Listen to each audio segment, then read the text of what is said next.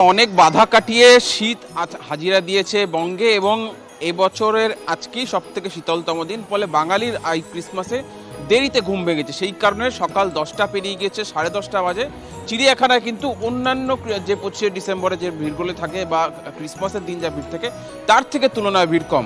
আমি আলিপুর চিড়িয়াখানার যে ভিআইপি এনক্লোজারগুলি হয় তার মধ্যে আমি ঠিক রয়্যাল বেঙ্গল টাইগারের যে এনক্লোজার তার সামনে রয়েছি এবং যথারীতি আজ সকাল থেকেই যারা দর্শক যারা মূলত এই চিড়িয়াখানা যার টানে আসে সেই রয়্যাল বেঙ্গল টাইগারে কিন্তু দেখা পাওয়া গিয়েছে এবং সেই কারণেই এই এনক্লোজারের সামনে ভিড়টা যেটা রয়েছে। আমার সহকর্মী সূর্যেন্দুকে বলবো, একদিকে টিভি9 বাংলার দর্শক যারা এই মুহূর্তে পর্দায় নজর রেখেছেন তাদের একবার চিড়িয়াখানার যে মূল আকর্ষণ সেই রয়্যাল বেঙ্গল টাইগার তার দেখা পাওয়া গেছে, সেই ছবিটা দেখাতে বলবো। একই সঙ্গে যারা এই মুহূর্তে চিড়িয়াখানায় এসছেন এই রয়্যাল বেঙ্গল টাইগারকে দেখতে বা এবং চিড়িয়াখানার অন্য আনন্দ উপভোগ করতে, তার কারণ চিড়িয়াখানা জানো তুমি একটা বাঙালির একটা রীতি রেওয়াজ রয়েছে যে বাঙালি বাড়ি থেকে খাবার নিয়ে এসে এখানে খাওয়া দাওয়া করে একটা পিকনিকের মুডও কিন্তু এই চিড়িয়াখানায় দেখা যায়।